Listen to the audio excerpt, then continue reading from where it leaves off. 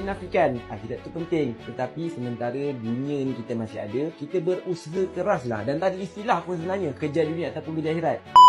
Kerja duit, kerja akhirat, mana yang lagi penting? Ramai orang tanya, apa yang lagi penting? Dan dah tentulah bila kita tanya dengan pelbagai orang, masing-masing akan ada pelbagai pendapat. Tapi bagi saya, kerja dunia itu juga penting, kerja akhirat itu lagi penting. Cuma masalah yang berlaku sekarang ni, kebanyakan orang yang cuba untuk tidak mengejar dunia, yang mengejar akhirat semata-mata, masalah yang selalu berlaku adalah orang-orang ini selalu menjadikan alasan agama sebagai sebab untuk menafikan kejayaan mereka. Jadi memang tak dinafikan akhirat itu penting, tetapi sementara dunia ni kita masih ada, kita berusaha keraslah. Dan tak ada istilah pun sebenarnya kerja dunia ataupun kerja akhirat. Kita boleh buat benda yang sama, semudah mencuci sampah, tapi dengan niat yang berbeza, dah menentukan sama ada kita buat untuk dunia saja ataupun kita dapat dunia dan juga akhirat. Kalau kita fikir cuci sampah tu untuk dapat gaji, tu dia je lagi kita dapat. Tapi kalau kita fikir cuci sampah tu dapat gaji dan of course kita boleh jadi ibadah, maknanya kerja tersebut kita akan dapat dua-dua sepilihan di tangan kita.